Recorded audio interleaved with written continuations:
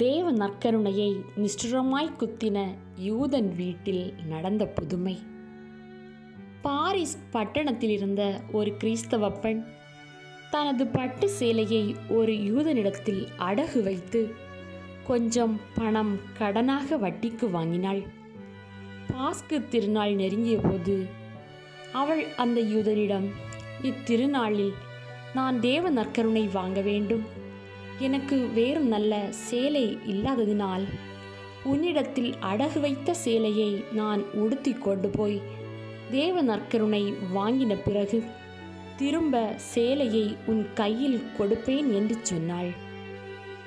அந்த யூதன் தேவ நற்கருணை என்ற வார்த்தையை கேட்டு, நீ சொல்லும் தேவ நற்கருணையை வாங்கியவுடன் அதை சேலைக்குள்ளே வைத்து எனக்கு கொண்டு வந்து கொடுப்பேன் என்று வாக்கு கொடுத்தால், நான் அந்த சேலையை கொடுக்கிறது மட்டுமல்லாமல் நீ கடனாக வாங்கிய பணத்தையும் உனக்கு நாமாக கொடுப்பேன்.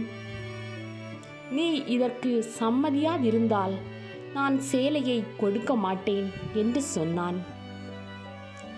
துவக்கத்தில் அந்த கிறிஸ்தவ பெண் சம்மதியாதிருந்தாலும் சேலையின் பெயரில் அவள் மிகவும் ஆசையாயிருந்ததினால் கடைசியில் சம்மதித்தாள். யூதன் அந்த சேலையை அவளுக்கு கொடுத்தான்.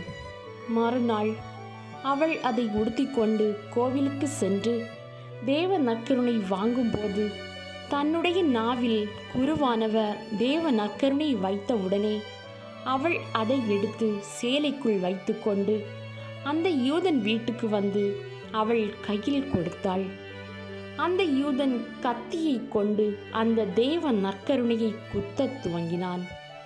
அதனால் ஏற்பட்ட காயங்களிலிருந்து இரத்தம் வடிந்தது. கொடூர மனிதன் அதிக கோபம் கொண்டு அந்த திரு அப்பத்தை எரியும் நெருப்பில் போட முயன்றான். ஆனால் தேவ நற்கருணை நெருப்பில் விழுந்து போகாமல் மேலே பறந்து பறந்து போவதைக் கண்டு அவன் அதை திரும்பவும் பிடித்து ஒரு கதவில் ஒரு ஆணியால் அறைந்து விட்டான். அந்த ஆணியினால் உண்டான காயத்தினின்று இரத்தம் திரளாய் சிந்தியது. அப்போது கர்வம் அடைந்த யூதன் தன் மனைவி மக்களை கூப்பிட்டு இந்த தேவ நற்கருணையை அவர்களுக்கு காண்பித்து, இதோ கிறிஸ்தவர்களுடைய தெய்வம், அவனை மறுபடியும் சிலுவையில் அறைந்தேன் பாருங்கள் என்றான். அவர்கள் அதை பார்த்து பயந்து திகிலடைந்து ஓடிப்போனார்கள். அவனுடைய மனைவி சற்று சுதைத்து கொண்டு அவன் அருகில் வந்து அந்த கொடூரத்தை நிறுத்தும்படியாய் மிகவும் கெஞ்சி மன்றாடினாள். ஆனால் அவன் வெறிகொண்ட நாயைப் போல் கத்தி தன் மனைவியை துரத்திவிட்டு ஒரு மேசை கத்தியை கொண்டு மறுபடியும் முன்னையை பார்க்க அதிக கொடூரமாய் குத்தினான். அந்த தேவ நற்கருணை நின்று ஒவ்வொரு குத்துக்கும் இரத்தம் திரளாய் பீறிட்டு வந்தது. கடைசியில் யூதன் களைத்து இனி குத்த பலமற்றவனாய் அந்த தேவ நற்கருணை எடுத்து கொதிக்கும் வெந்நீர் பானையிலே போட்டான். உடனே நீரெல்லாம் இரத்தமாய் மாறினதுமல்லாமல் கிறிஸ்துநாதர் சிலுவையில் அறையுண்ட காட்சி அவன் கண்ணுக்கு தெரிந்தது. இதெல்லாம் வீட்டுக்குள் நடக்கும்போது திருநாள் பூசைக்கு மணி அடித்ததினால் மக்கள் கூட்டமாக பூசைக்கு அடுத்த கோவிலுக்கு போனார்கள். அந்த யூதனுடைய மகன் வீட்டு வாசற்படியில் உட்கார்ந்து பூசைக்கு செல்லும் மகளை பார்த்து, ஐயோ, நீங்கள் வீணாய் கோவிலுக்கு போகிறீர்கள், இதோ என் தகப்பன் உங்கள் தேவனை பிடித்து கொலை செய்கிறார் என்று சொல்லிக் கொண்டிருந்தான். அந்த சிறு பிள்ளை சொல்வதை அநேகம் பேர்கள் கண்டுபிடிக்காமல் பொருட்படுத்தாமல் போய்விட்டார்கள். ஆனால் ஒரு பக்தியுள்ள பெண் அந்த வார்த்தைகளை கேட்டு பரிசுத்த ஆவியினால் ஏவப்பட்டு சீக்கிரமாய் தன் வீட்டுக்கு போய் ஒரு பாத்திரம் எடுத்துக்கொண்டு நெருப்பு எடுக்கப் போவது போல் யூதனுடைய வீட்டுக்குள்ளே நுழைந்தாள்.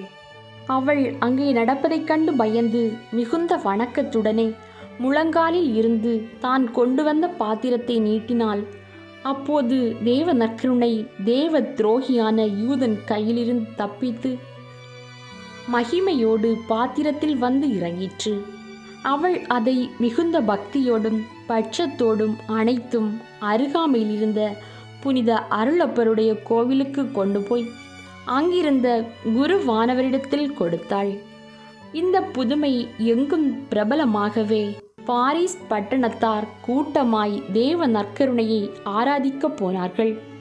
அந்த துரோகியான யூதனின் மனைவியும் பிள்ளைகளும் மனம் திரும்பி கிறிஸ்தவர்களானார்கள்.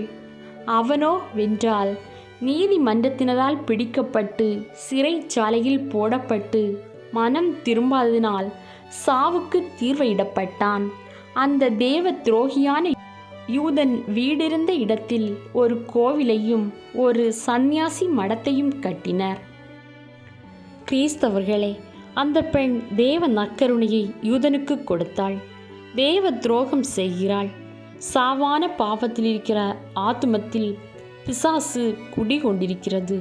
அப்படி இருக்க நன்மை வாங்குபவர்கள் நமது மீட்பராகிய இயேசு கிறிஸ்துநாதரை பிசாசுக்கு கையளிக்கிறார்கள்.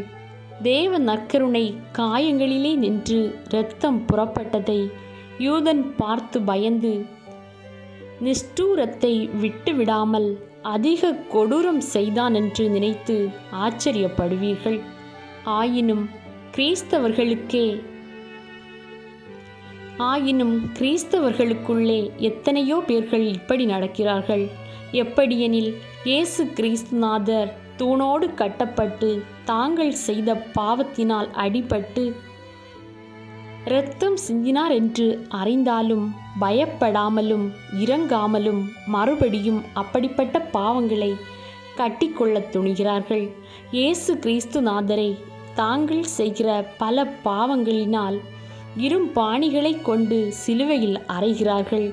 இதை உணர்ந்து மறுபடியும் அப்படிப்பட்ட பாவங்கள் செய்வதை விட்டுவிட வேண்டும்.